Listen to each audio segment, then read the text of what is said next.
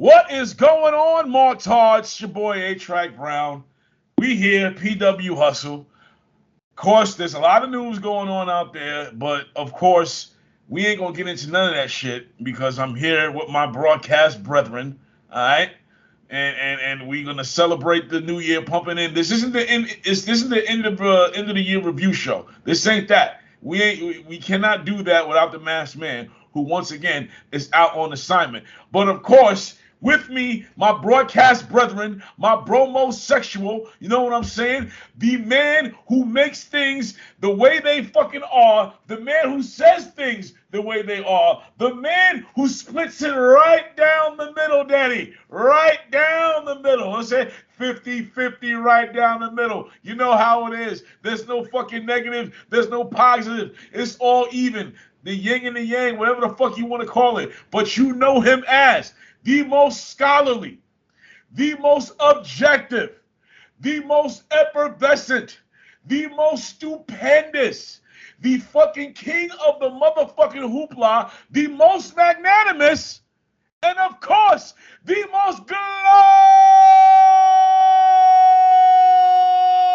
glorious man in the IWC, YWC, PWC, TWC, FWC, Facebook wrestling community. The king of the motherfucking hoopla, as I said, Chabelo de la Cruz. What's going on, my brother? What's going on, A-Track? What's going on, Hustleites? And to do something a little bit different to start the show, I'm going to pay homage to my cohort, the Tasman. I got to do just a quick 30-second rant to all those AEW stands for the last, 6 months. You know, they were all prophesizing. They were all talking about Tony Khan, the savior of Ring of Honor, the man who was going to bring Ring of Honor to television. And lo and behold, all those AEW stands, I was being objective, Track. I said, the best place. Are these AEW fans or these ROH fans or ROHEW fans? You gotta be specific here. You know what? The like you said, yin and the yang, they're all combined. You know who you are. But anyway, they all would talk about the television deal that was going to come. And I just kind of laid in the weeds and I just said, they're not going to get it.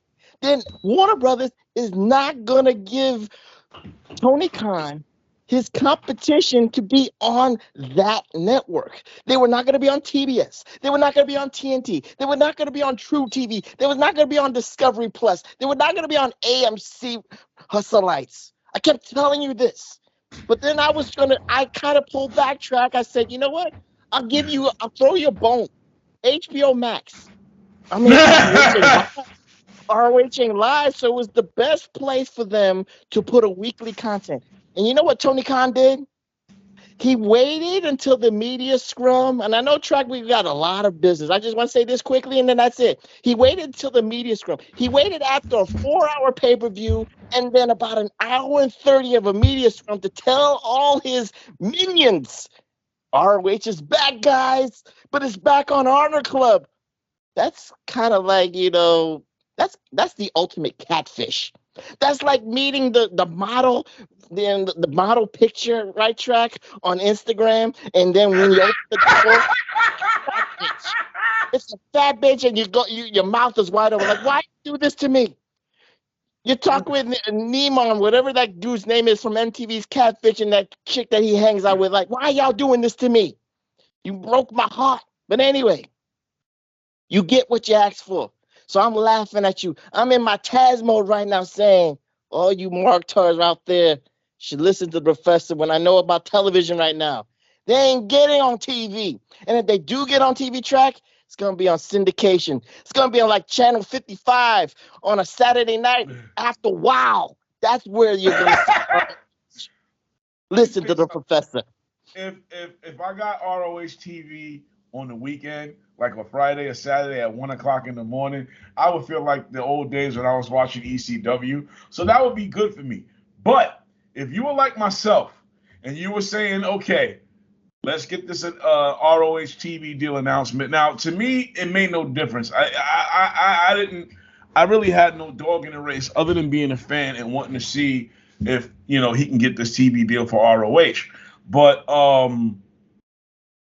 one thing I will say is this: when I saw the end of that main event, when Claudio won, I said, "There's no TV deal." If there was, Jericho would have won that match. And the minute he won, I said, "Nope, no TV deals happening." Forget about that. It was the match before that. It was FTR and the Briscoes. Yeah, when the Briscoes won too, because I'm like, yo, wait a minute. They don't want these motherfuckers, so there's no TV deal. Because these niggas they wouldn't have won these titles if there was a TV deal. Because we all know that these motherfuckers have been blacklisted, blackballed, whatever you want to call it, for their comments, no matter how long ago it was. Unfortunately, you say the wrong things and you're gonna pay for it. So, with the Briscoes winning, that was the first sign. But with Jericho losing, it was a clear-cut sign.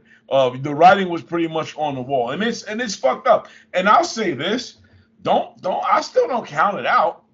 Don't count it out, because I think, and this is what some of the AEW marks have to understand. Not the AEW fans, but the AEW marks. This is what they have to understand. In order for, if you want something stuck on my teeth. If you want a future ROH TV deal, then that all depends on, at least I think, it depends on how good AEW keeps going, For people out there looking at the ratings and the fans who, only look at ratings to laugh at one another over which show is doing good, this don't concern you. But for the people who will look at the ratings just to see if, does this say positive things for this company to still be around? Yes, because Warner Discovery is very happy with AEW and with their ratings, because with ratings comes ad revenue. If you don't get that ad revenue, that's when the relationship starts falling apart. So if you want to look into the ad revenue, that's where you should be looking to see how that's flowing, if that info is even available. But another blow to Tony Khan would be, because at first, when I first heard this news, I said that this really doesn't concern AEW too much, because we've seen this happen before, and we've still seen reports that Warner is happy with AEW. But a lot of benefactors have been let go.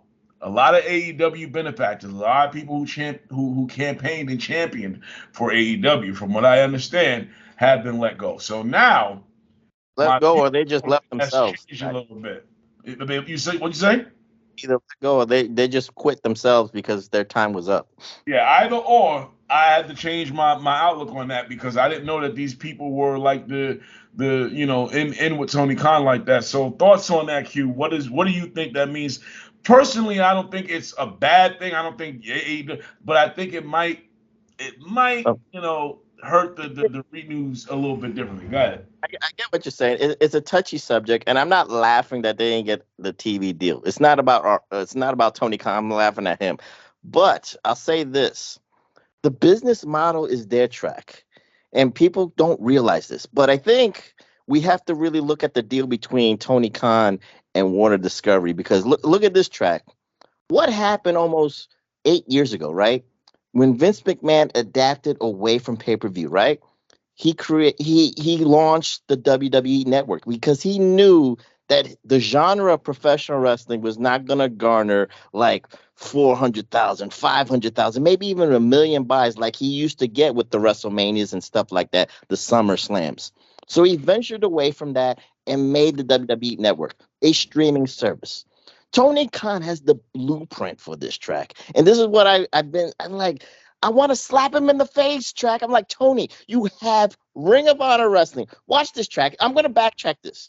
You had Ring of Honor Wrestling. It had Honor Club. I subscribe to Honor Club. I don't know out of the Hustle brothers here, Hustleites. I subscribe to Honor Club. I watched the pay-per-views. I watched the weekly shit. I watched the library. It was their track. It just needed to be fine-tuned, and the infrastructure needed to be fixed up. But that's what Tony Khan did. You bought that fucking infrastructure of Ring of Honor Wrestling. You could have left it dormant for all these months. And, of course, on the other side, you have AEW Wrestling.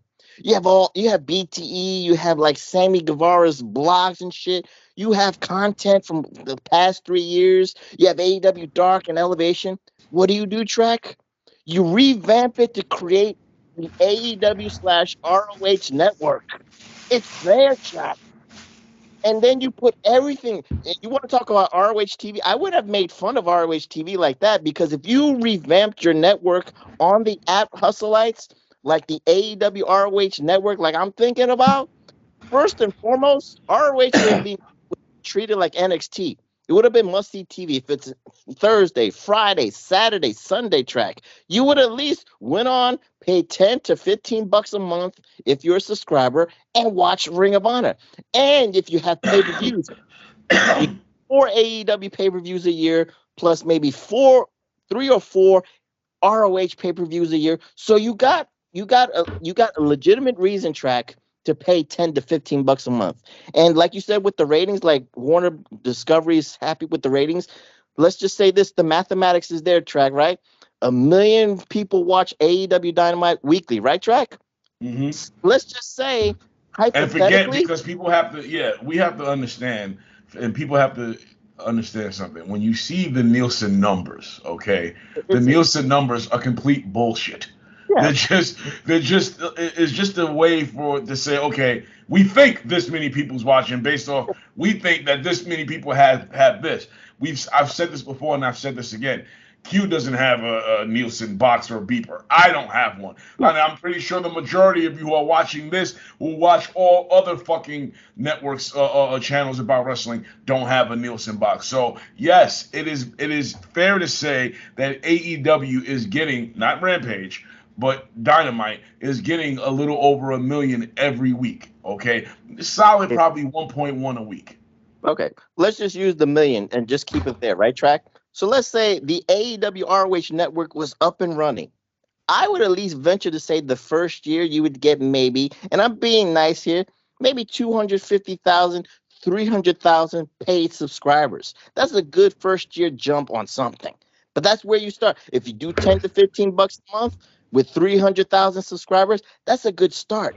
And if you do that, Track, then you could license your streaming app to to Apple TV, to Netflix, to Amazon Prime, to, oh my God, Hustleites, HBO Max. They could pay Tony Khan more money to stream their app, to have their app a part of it.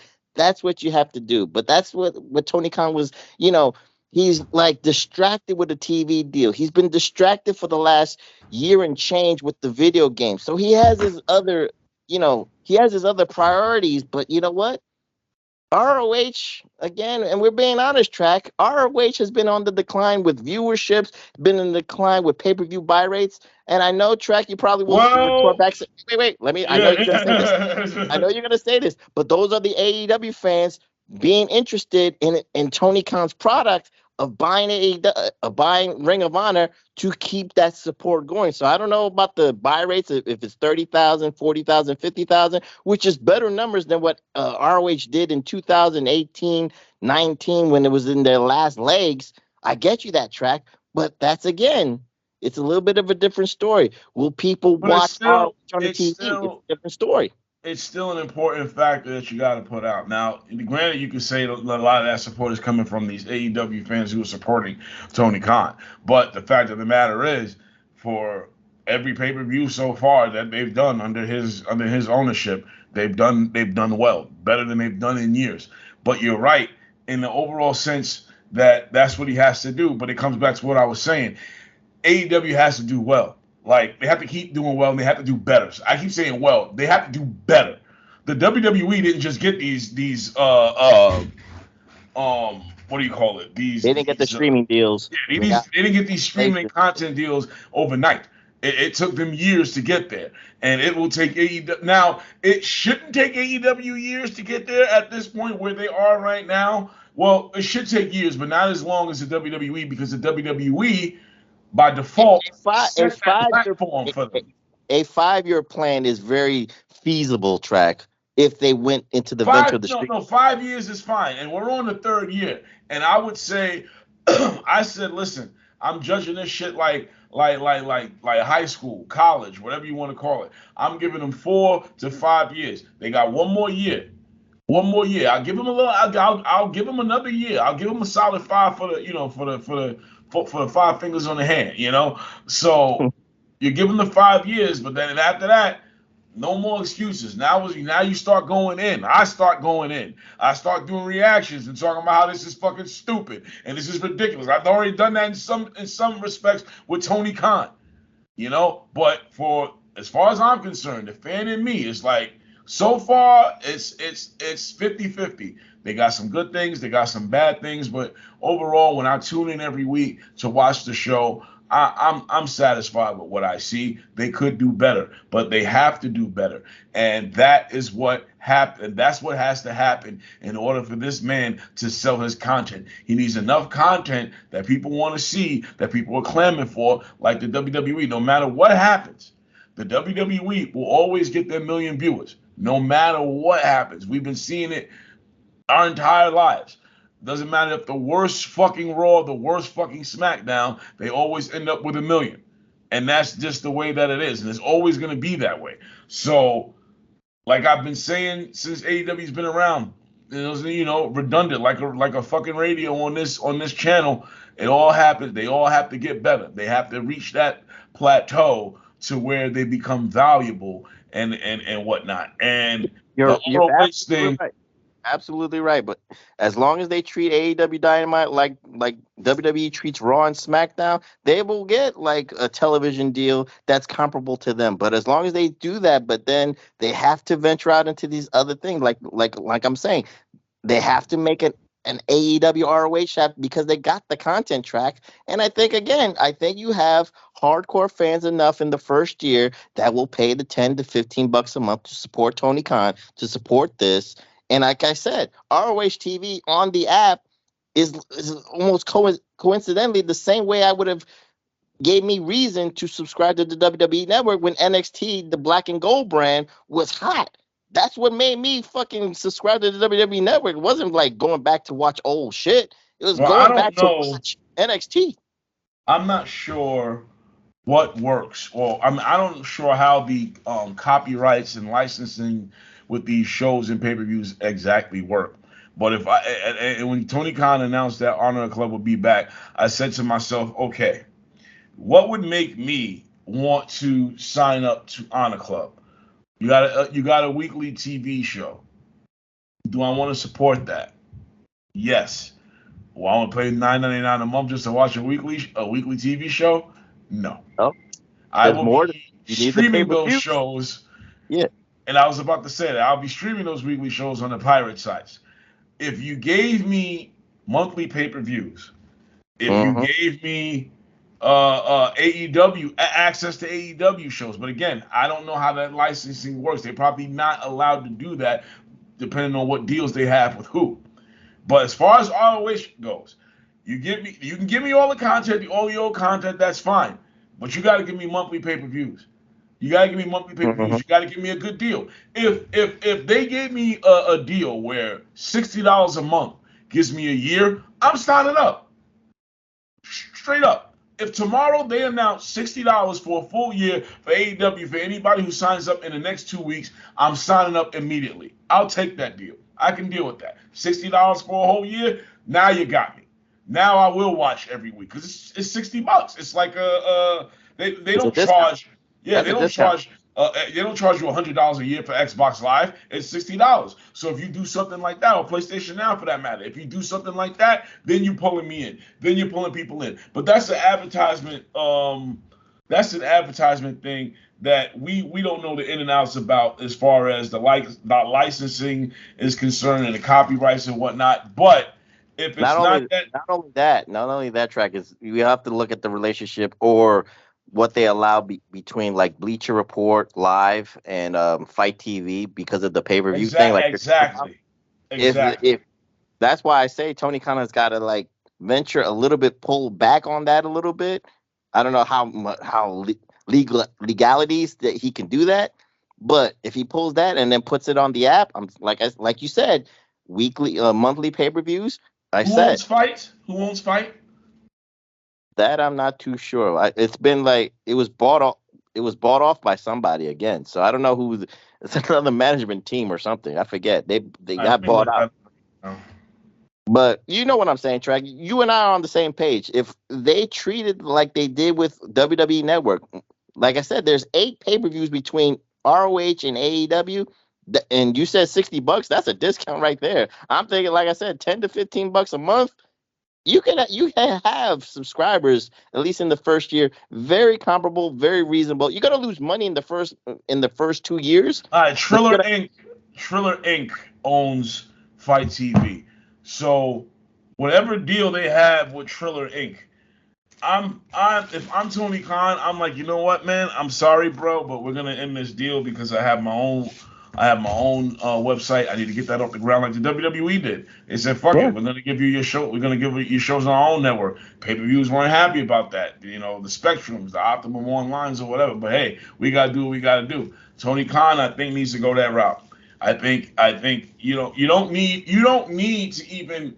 You can do it like this. You can either revamp the whole Honor Club and make a whole AEW thing and just keep it on there, or you get your AEW pay-per-views on it, because that's the only way. The only way this shit is successful is if you give somebody, and if you give us an incentive. You have to give us an incentive, and that incentive comes with some type of monetary deal or some type of content. So the way I see it, Tony Khan needs to sever the relationship, and that's a gamble. That's a gamble in itself. When it's a gamble, I think it's going to pay. Who the fuck wants to pay $40 to what? Now, I don't say who the fuck because people are doing it, but if they're already paying $40, fuck who the fuck. If they're already paying $40 and you're doing well with this, that's what I said. Imagine what happens with $9.99 a month. Fuck that shit. Yes, you got to go to the professor right now is professoring. Okay, he's teaching. He's dropping jewels. He's not just wearing that hijab over his head because he wants to look like Jesus in Christmas season. He's telling you the truth. He's playing teacher right now. And teacher, tell me what you're teaching. Open up the book and let's start the reason. Because on top of that, you taught, I predicted, Sasha Banks, Wrestle Kingdom, 17. She's not going to be wrestling for the title. But she's going to be there. On law, she's going to be there. It's not about who said what, because a lot of people were speculating, and I'll say this. You and I talked back and forth, and I said, you know, if she goes to AEW, then that's fine, because people were waiting for her to make her, like, appearance at Full Gear or whatever, or in one of the AEW shows, and that's all grand. And you and I speculated on the value of Sasha or Mercedes Moné in AEW. I'm still speculative, and it's not about her impact in AEW. I'm speculative in her commitment track. And again, I see the IG stories. You can remind me of the IG stories. You can remind me of her, like, her Twitters, that she's training in Mexico, she's training in Japan. That doesn't mean shit to me that she's serious, that she wants to wrestle every week on AEW TV. No. She might want to fight Kairi Sane for the IWGP women's title. That's all. That's what I've said. If she's motivated and committed to wrestling, then that's one thing. But I don't know, Track. You got to convince the professor. I'll give you the reins to professor me. Do the professoring. Convince me that Sasha is committed to that, because I think that she's more committed to Hollywood. She's more committed to music. She's more committed to movies. She wants that Rock, John Cena, part-time shit where she can film 6 months out of the year and maybe have one of those big-ass, if it's AEW Grand Slam matches or all-out matches. That's fine. But again, does she... I don't know, and maybe I'm not trying to look at it as misogynistic, but does she have that same clout that The Rock and John Cena has, that, I can wait 6 months and be happy that she's going to have one of those matches against Britt Baker or Saraya in AEW? No, if she's committed, I want her in Stardom. I want her to fight all those women, the Japanese. I think she wants to have that legacy. If she wants the wrestling part track, she wants to be better than Charlotte. She wants to be better than Becky. And it's not going to be in AEW. That's just me. It's got to be in Japan. It's got to be doing all that shit in Japan. I'm not gonna sit here and say I know exactly what she's thinking. I can say that I feel she's committed to having this passion for wrestling that a lot of females, or not just people in general, don't have. She kind of carries her passion almost like Daniel Bryan, but she's also not stupid, and she's like The Rock and John Cena. She's trying to plant her seeds, and I don't blame her because if you lose your passion for wrestling and you feel you have to move on and you feel that wrestling is your way to boost yourself and boost your name and boost your brand into the mainstream entertainment industry like Hollywood, then that's what you got to do. But I don't doubt that she is not committed to this. Listen, you don't go to Japan if you're not committed on some type of level. When you have wrestlers like Fred Drosser, aka what was his name in WWE? Uh, Um, millions of dollars, millions and millions Millions of of dollars. dollars. Yeah, yeah, yeah. When you have somebody like him, when you have somebody like Juice Robinson, when you have a lot of people who you would think would just go off into obscurity, and they end up in New Japan and they stay there for years. That is a commitment because they could easily go somewhere else and come back to America, sign a contract somewhere else, and get a few paydays here. But they go to Japan. She's going to Japan because she loves it. She loves it. She loves the work. She loves the of course she loves the being the attraction that she's going to be because she's going to be a big one, especially after her WWE run. When you go to Japan and you've had a run like she's had, forget it. You know. So I have to go with that. She's committed to this. I have to believe that she's gonna have her run with this, and not to mention if this fails, if what she wants to do in WWE, I mean, if what she wants to do in Japan, and let's say if she does want to go to AEW and that doesn't work out, do you really think that she'll have any trouble going back to WWE? Absolutely not. And, Absolutely not. and the funny thing about the AEW thing is that I'm more concerned not about Sasha's impact in AEW track. And again, you and I probably agree with this. She could be the anchor of the AEW's women's division. The problem we see is the new toy effect, the new car smell that Sasha will bring to AEW. And then look what Tony Khan has done. You've seen it for the whole fucking year and a half. Should I name the names? Ruby Soho. We've seen it with Athena. We've seen it with Tony Storm. And we're seeing it a little bit with Soraya right now. It's Well, it's what a great pop. It's we a haven't great really pop. what do we see with Tony Storm? I don't think he's failed Tony Storm. Hey, I'm just saying, it's just when you don't have enough TV time, when you're not doing, at least with WWE, whether you I, like the I, I think or he's not. when it came to TV when it comes to TV time, I think for in terms of Tony Storm, he's done a hell of a good job with her as far as her giving TV time, feuds, matches, or what have you. I have not seen her just blown off into the into the world of obscurity. Right now, she's dealing with the Not, with the I don't injury. think maybe with Tony Storm, it's not about obscurity, but it was about disrespect because it took her losing the title for her to be recognized as undisputed. She was interim. That was a lot. That was a slap in the face of what she was doing. That's why I said no one took her reign seriously when Thunder Rosa went down track. So that's what it is with it. There's a lot of things. Athena came in, she lost to Jade, and then people will say she got downgraded to ROH to win the women's belt there just for at least But to see, appease. I'm just saying what I people. see on social media. I'm not saying I agree with it. Yeah, I'm just but saying. I think people have to really look at the show and see the crowd reactions because I've noticed. I went back and I watched some shows that I was at work at and I wasn't fully paying attention to, and I wanted to go back and look at it.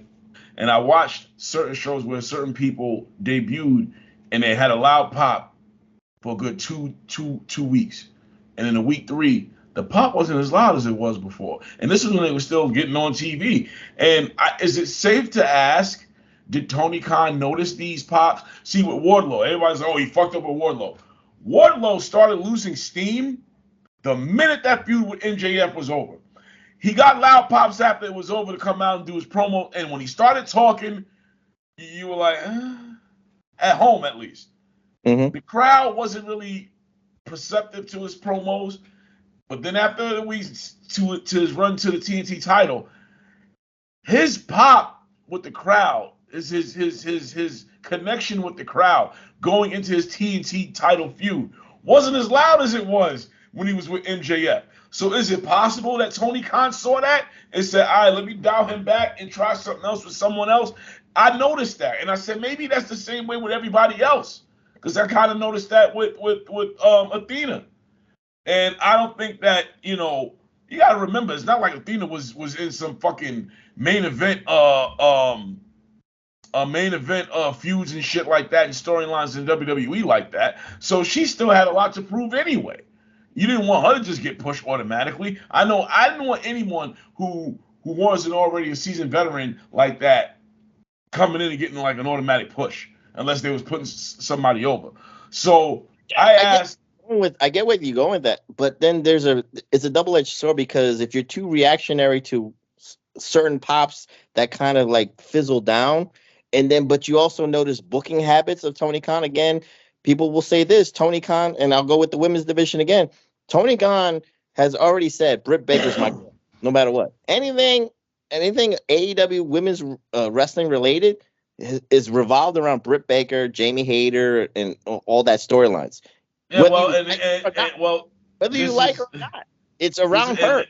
And this is what he has to understand. If Sasha Banks comes in, if you sign Sasha Banks, then that's your girl. Fuck it. I'm not saying completely drop Hayter. I mean, drop Baker or Hayter and bury them.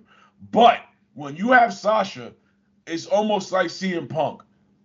I'm not saying she's a big game changer, or for the women's division, based off what they would do, she could be that game changer. So yeah, Britt Baker, I like you, boo boo, but if the boss comes in, then it's different. Well, Baker will own Sasha on a promo. I don't care what anybody thinks. I don't care what anybody says. You put a mic in both those ladies' hands. You want that smoke with what you just said? Bring it, please, because no one with ears. I don't give a fuck who you are, my boy Chauncey. Shout out to Chauncey. She cannot cut a promo like Britt Baker. She can't. Everything else is there. Everything else with Sasha is there. Britt can't fuck on any level, but when it comes to a promo, she delivers better than Sasha. We gotta be real. Objective here. Real. That's what it is. We are objective here.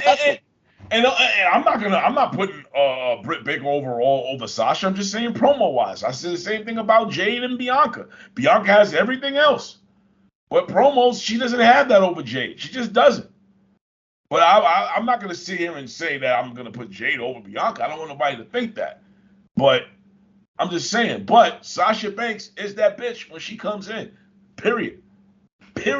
You have to make sure that you make this women's division revolve around her without burying your original talent.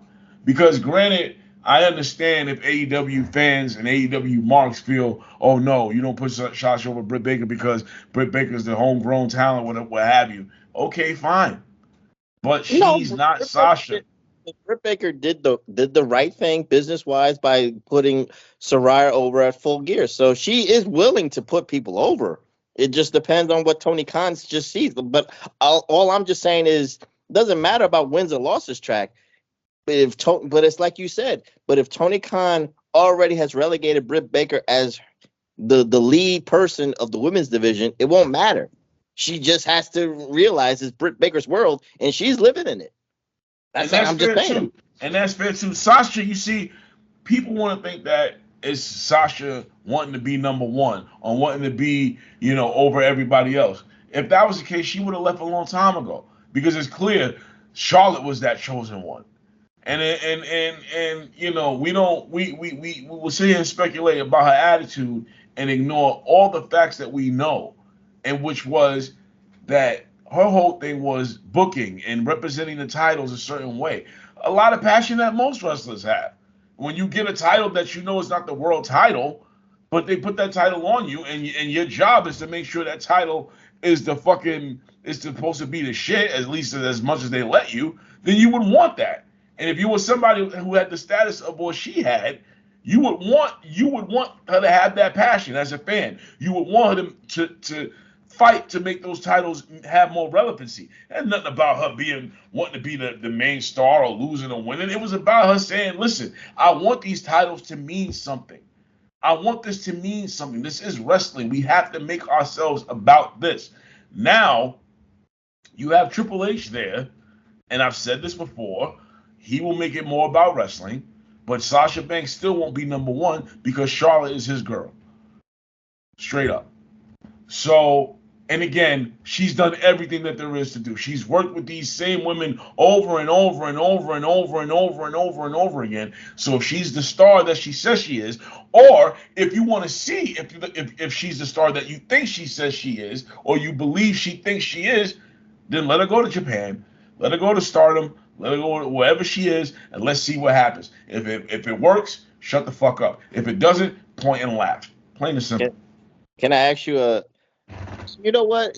People are saying, right, Track, that maybe Sasha's going to be Soraya's mystery partner when AEW Dynamite goes to... Which I highly doubt. Where are they going to be at? The Forum on January 11th. So, California? It's in LA. So, Snoop Dogg probably might be there sitting front row. So maybe it's a dead giveaway for it, right? So we can see it in that standpoint. What if it isn't Sasha? You just said it. You said no. I jokingly said, what if it's Naomi? Would that be a crowd? Would that go? Would that be a letdown? I think the crowd would pop. I think the crowd would pop, but I think the people watching that hole would laugh. Naomi, not that I would laugh, because listen, I get that Naomi isn't up there with Charlotte, where Sasha is, but I think Naomi is a pretty cool performer, and I think I've always said that she's very innovative, and I think she tries to be innovative anyway, and what she does in that ring, and I think there's a lot of value in her. And I think she would be less scripted in AEW than she was in WWE. And that's another thing for Naomi. It's like, all right, now you're here. You ain't got stupid scripts anymore. Let me hear you really talk. And if she still sounds the way she is, if she still and I'm only giving her 2 months to impress me in AEW if she went there. If she didn't, and I'm like, yo, it ain't the WWE fault. She's just not that good overall outside of her, her name is pretty, and I think her name is really more ready made than Sasha with the Mercedes Moné, because she's Trinity Fatu. She could already bring bloodline implications into AEW, which is even more bigger than Mercedes Moné. I'm just saying. Start calling herself the Tribal Queen. You and I are right here. We right here. Yo, who the fuck is to say they can't do that? Why not? The WWE can't sue them. She can call herself. They need to trademark that shit right now. Bring her ass in. Call herself the Tribal Queen. She beats Jade. She has her own fucking stable. You can't call it the Bloodline, but you call it the Culture for all I give a shit. Oh God, you and I are right there. She's the one that could beat her if you call her the Tribal Queen. It just works. You're right. People might laugh at home, but she brings a lot to the table. After a while, especially with black fans, after a while, the Tribal Queen will fucking catch on. And that's exactly what niggas want. And if it was entertaining, forget it. It'll take the fuck off. Listen, nobody thought that Scissor Me Daddy ass shit would be where it is right now. Okay, so you bring in Naomi, and she basically becomes a female Roman Reigns ripoff, but not a parody. Now, I'm not talking a parody, just an extension of that, but a female inside of the WWE. I mean, inside of AEW, and you could have her own minions or whatever. You could bring in some female Samoan talent or you want or whoever you could think of. So yeah, these ideas, I think that yeah, Tony Khan, if you're watching, and we know that you are, you better listen to us, all right? Because that shit'll fucking work straight up and down. And speaking of which, speaking of the whole tribe and the whole Samoan culture, you got The Rock speculated to be at the Royal Rumble. Now, if The Rock is indeed at the Royal Rumble, now here's what I found interesting. I was listening to the Solomonster last week. Shout outs to the Solomonster. That's my dude. One of, I could say, I always say, one of the many inspirations for me to be doing this right here. But I don't always agree with him. Sometimes I disagree. I highly disagree. One thing he said that I said, nah, I don't see that happening. He said if The Rock is in the Royal Rumble and The Rock wins, that The Rock will be booed, that they'll have another Batista situation on his hands. And at first I said, yeah, you're right. But then I was like, wait a minute, no. Sami Zayn, let's get this, let's just get this out in the open. Sami Zayn is hot right now. He's hot, but he's not Daniel Bryan hot. He's just not. He don't have fans screaming Usi throughout the fucking show. All right? He don't have fans screaming his name throughout the fucking show. You know when they scream his name? When it's something involving the fucking bloodline. That's it. That's it. Daniel Bryan had these people. It was unbelievable. It was arguments going on between friends and family members that were all about, yo, is this just as big or if not bigger than Austin? What's going on right now? Are we seeing some type of brand new revolution with Daniel Bryan? Sami Zayn ain't nowhere near that. And most importantly, more prevalent than the Uzi chants. I give you that track because it's still, you hear yes chants to this day, and people could say it.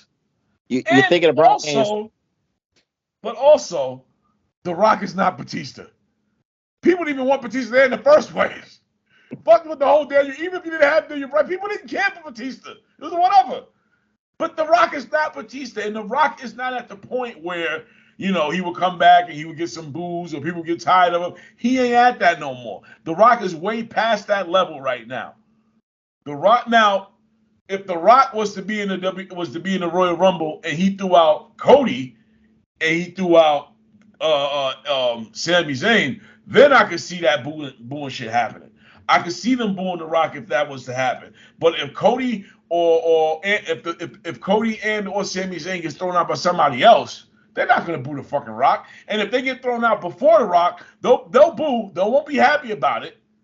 But if the minute The Rock music hits, they're going to go fucking nuts. And when The Rock wins, if you hear any boos, they will be drowned out by more cheering. People saying, oh, no one wants to see The Rock versus Roman Reigns. People want to see The Rock versus Cody. People want to see, Roman versus Cody. People want to see Roman versus Sami. No. You fucking internet marks want to see that. We want to see that. We want to see Cody versus Roman. We don't mind seeing Cody versus we don't mind seeing The Rock versus Roman either. But The Rock versus Roman was what this whole thing was meant for the minute it started. The minute he started saying he was head of the table. Right. The Rock versus Roman is the reason why they're doing it at SoFi Stadium. That's the reason you sell out 100,000 tickets. You need a marquee name. And for the IWC, again, you're right, Track. Sami and Roman is an IWC thing. Cody, I'm going to have disagree with you. I think that could still sell tickets. Maybe it won't sell like 100,000, but there's a good, pockets of thousands and thousands that want to see Cody. I'll take it back and say it's only IWC people who want to see Cody versus Roman. That's a stretch. People do want to see that match, but and they will. All I'm saying is if that match got replaced with Roman versus Rock, let's say that match doesn't happen, but remember WrestleMania is 2 nights, so we are most likely going to see Roman versus Rock and then Roman versus Cody. But because this is going into what Solomonster was talking about. If it was to replace that match, you have people that are upset, but they're not going to boo it. They're not going to boo Tribal Chief versus the real Tribal Chief. Who's the real? Listen, the real head of the table, you think takes a back seat to a nigga who's over because of some Uzi shit?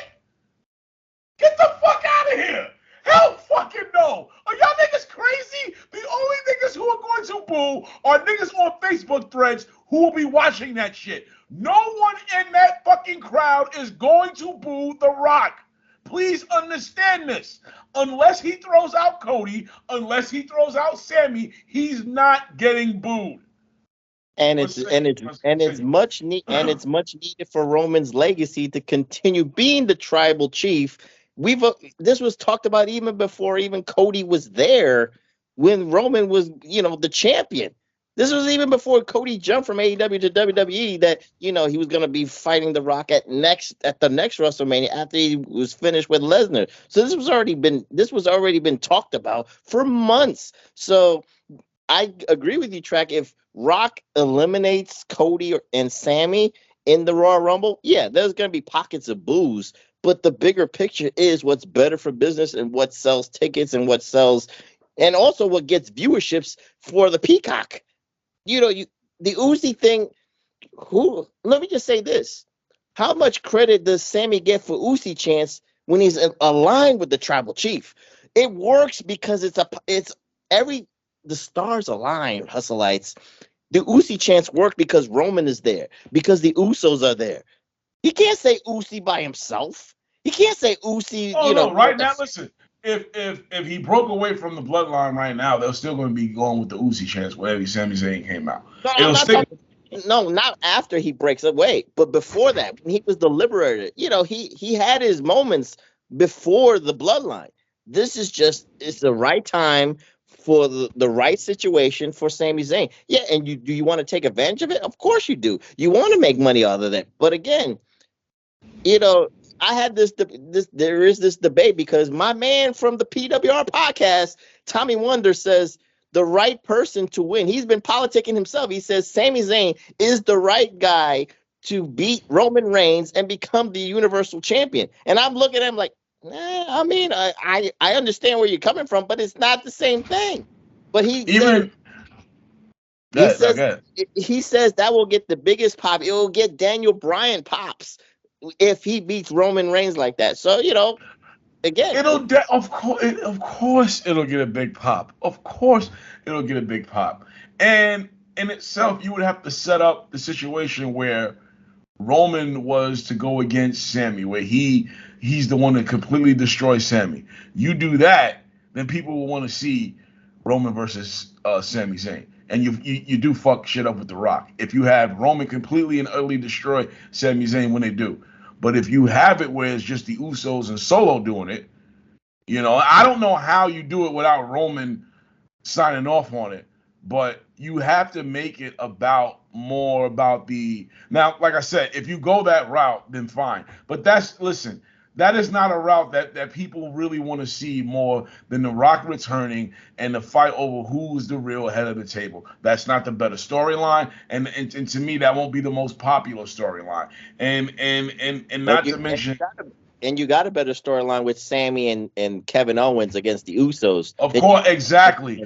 That's why you keep Sami away from Roman as much as possible, unless you got the acknowledge me segments where they're all out there. But if they keep doing what they're doing right now, where it's he's just with the Usos mostly, that'll be cool. And like I said, you'll have your feel-good moment for Sami. Definitely. It'll be one of the greatest moments in WrestleMania history. I am not doubting the crowd will not go crazy. They will go bananas. But I am saying no, that's not where they're headed, and that's not the better story here. Because that's not even how this shit started. And yes, plans change. I get that. You start somewhere, and you see something else, and you go with that. This isn't that. And that's all I'm saying. This is not the same as Daniel Bryan. And y'all got to get that. Y'all have to understand that. Y'all got to see how this thing is, see the status between the two right now. No, it's not happening. Mr. Uzi is not going over Black Adam. It's just not happening. For real. And with that being said, we're about to get the fuck out of here. So Q, let them know where they can find you, brother. Let me just say this before we close out. I know we're going to do our end of the year show, but also for the Hustleites, don't forget, the end of the year, there's also something on that. The most prestigious wrestling awards out there. The 2022 Professor's Perspective Awards will be there, but I want to twist it because if we get the Masked Man back from his excursion, because I want to say this track, Masked Man, I'm mad at you, man. You was on Alex Jones talking a lot of wild shit, man. I don't know what the hell. I don't know if we got to be associated with Masked Man for what the shit he pulled on Alex Jones. But neither here nor there. Well, I just want to say this track, the Professor's Perspective Awards, but we have to do the PWHustle Awards. It's got my winners, your winners, the Masked Man winners. It's not about a majority. We just have our own winners. But you know how my categories, you can bump off of that. You can rub off on that. Just get it in your brain track. No, whoa. I'm not rubbing off on anything. I'm not rubbing off. Shut up, track. You're my bromosexual, right? That's what you call me. You're the bro. I'm a bro. I'm your bro. We're not rubbing shit. Go ahead. Anyway. Just think about a track with the categories. You know my categories: career renaissance, male and female wrestlers of the year, tag team of the year, and of course match of the year. But before anything, I already closed the match of the year. There's no spoiler alert. It just happened already. FTR Briscoe's trilogy. That is. I was about to tell you right there. That's close. I was about to tell you some things. But we're going to have our end of the year Professor's Perspective Awards / PWHustle Awards. Track will have his winners. The Professor will have his winners. But I just already want to say, You've already named my winner. I was gonna close out with that too. I was gonna say, listen, right now, match of the year, barring something that's going on for the next few days that are gonna be spectacular. If that happens, it's FTR versus the fucking Briscoes, because that shit was a fucking banger. It was. God, listen, if you have anything negative to say about any of those matches, you're a fucking hater. Just plain and simple. You ain't gotta like AEW, you ain't gotta like ROH. If you're a wrestling fan, be it tag team or non-tag team, overall, those matches were great, and that match last night was great. And quite frankly, Final Battle as a whole, I gave an 8 because it was a solid ass pay-per-view. And I appreciate the fact that Jericho fucking tapped out or gave up to the fucking Total World Spin, making Claudio the new ROH champion. So that being said, did you let them know where they can find you, Prof? You can find me, on the pod beams, hosting the most nostalgic podcast, the PWR Pro Wrestling Reflection Podcast with myself and the Tommy Wonder. Just check it out. PWHustle Networks at podbeam.com, and also follow me on Twitter at PWHustle PROF. That's PWHustle Prof. And of course, you can find me here doing the reactions, your Wednesday reactions, your fucking Willow reactions, your nostalgic reactions, season 2 that's coming up soon. So you make sure you stay here for that. Make sure you stay glued to the community post where I give you your fucking classics of the day. And also give your shout outs. I'm giving shout outs to all the hustleites who follow us out there. The Sam Khans, the Henny Powers, the Tion Coopers, the Jalen's, the Black Wrestling fans, the Urban Ninja, fucking Michael Davis, my man. See you for that Wrestle Kingdom fucking review. We gonna get together and get that shit out. Mr. Right, the man who's never wrong, the man who's now Grandpa Right. Shout outs to you, brother. Gonna have to have you back on soon. And my little sister out there who's gonna be making her appearance, my social media conscious, Tamara Davis. She's gonna be joining us soon. Hope to have you on soon, baby girl. Shout outs to Chauncey Curry. Shout outs to fucking to Rodney Caldwell out there. Shout outs to you, my brother. Shout outs to David Bench. Shout outs to the Solomonster. Shout outs to Tommy Wonder. Shout outs to Michael Jargo. Shout outs to motherfucking JoJo Smith. Shout outs to Lance Morrell. Shout outs to Big Ray. Shout outs to Stephen Pena. Shout outs to Jeff Lippman. Shout outs to motherfucking Eighth Wonder. My man Nicholas out there. Shout outs to you, my brother. Shout outs to Jamal, the man Snow, the man without a kingdom. America's mine. Get back here and grace us with your presence, my brother. Shout outs to Malik X. Shout outs to all the hustleites out there. Jay Barnacles, Juice Man Mitchell, motherfucking Chuck P, motherfucking Lanina Jedi, Christina Lee. Again, thank you for the vinyl. Fucking Trent Lane, shout outs to you, my brother. Shout outs to John Diggle. Shout outs to Jimmy Davis. Shout outs to fucking Gambit. Shout outs to Obi-Wan She Blows Me. Shout outs to the people who, that's his name. Shout outs to the motherfuckers who follow me on my reactions. Hold up, I ain't done yet. We giving shout outs, baby. So let's see what we got here. I want to give shout outs to more people who fucking made this possible, because the PW Hustle, we had one hell of a year. Shout outs to Erica Ever After. Shout outs to Gail Jackson. Shout outs to Sonic Boom KJ. Shout outs to Bum Jizz. Shout outs to Doobie Smoke Chizza. Shout outs to Parker Lewis. Shout outs to fucking Cooper Sheen. Shout out to Laura Marsden. Shout out to Lisa Marie D. Shout outs to Phoenix Fox. Shout outs to Tim Tebow. Shout outs to Arthur Clifford. Shout outs to Bum to the Max. Shout out to Stephanie Raybell. Shout outs. Hold on. I don't want to forget Shorty, because she's another big follower. Shout outs to Kate's podcast. Is a Shorty out there? She does a food podcast, Kate's Food Podcast. Go check that out. Shout outs to her. Shout outs to all the hustleites. Merry Christmas. Happy Hanukkah. Happy fucking New Year. We will be back for our end of the year awards, the Perspective Awards. Don't miss that. We might even have a live chat with that. Like, comment, smash that notification button. Throw some donations our way so we can get Q a white hijab and get him down to the floor. You know, Hezbollah. Shut up. I ain't gonna shout out to Hezbollah. We see y'all later, yo. Peace.